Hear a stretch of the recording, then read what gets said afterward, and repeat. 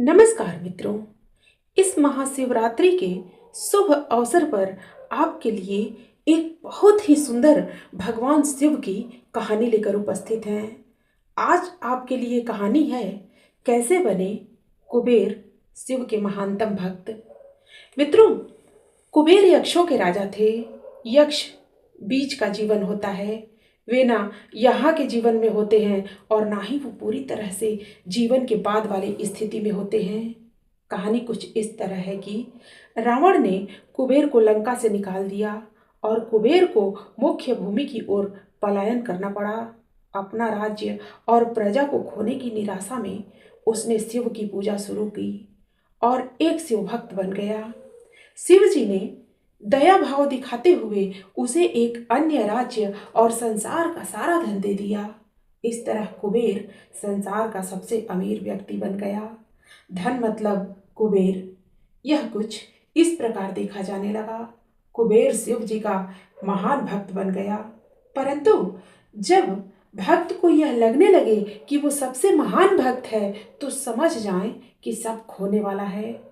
कुबेर को लगने लगा था कि वो शिव को इतना कुछ अर्पित करता है तो वो एक महानतम भक्त है, और बेशक शिव जी ने चढ़ावे में से विभूति के अलावा कभी कुछ नहीं छुआ। पर कुबेर खुद को महान समझने लगा क्योंकि वो शिव जी को इतना कुछ चढ़ावे के रूप में भेंट करता था। एक दिन कुबेर शिव के पास गए और कहा, मैं आपके लिए क्या कर सकता हूँ? मैं आपके लिए कुछ करना चाहता हूँ।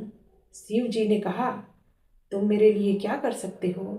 कुछ भी नहीं, क्योंकि मुझे किसी चीज की आवश्यकता ही नहीं है। मैं ठीक हूँ, परंतु मेरा बेटा। उन्होंने गणपति की ओर इशारा करते हुए कहा, ये लड़का हमेशा भूखा रहता है, इसे अच्छे से खिला दो। यह तो अत्यंत सरल है। कहकर कुबेर गणपति को अपने साथ भोजन के लिए ले गया। उसने गणपति को खाना खिलाना शुरू किया और वो खाते गए और खाते ही गए। कुबेर ने सैकड़ों रसोइयों की व्यवस्था की और प्रचुर मात्रा में खाना बनाना शुरू किया। उन्होंने यह सारा भोजन गणपति को परोसा और वे खाते रहे। कुबेर चिंतित हो उठे और कहा, रुक जाओ, अगर तुम इतना खाओगे तो तुम्हारा पेट फट जाएगा। गणपति ने कहा, आप उसकी चिंता मत करो।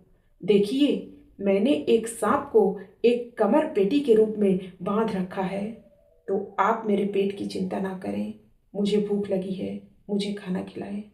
आप ही ने कहा था कि मेरी भूख आप मिटा सकते हैं।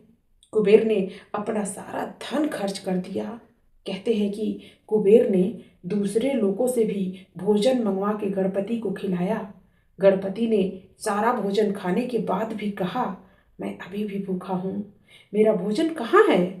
तब कुबेर को अपने विचार के छोटेपन का एहसास हुआ और उसने शिव के सामने झुकते हुए कहा, मैं समझ गया, मेरा धन आपके सामने एक तिनके के समान भी नहीं है।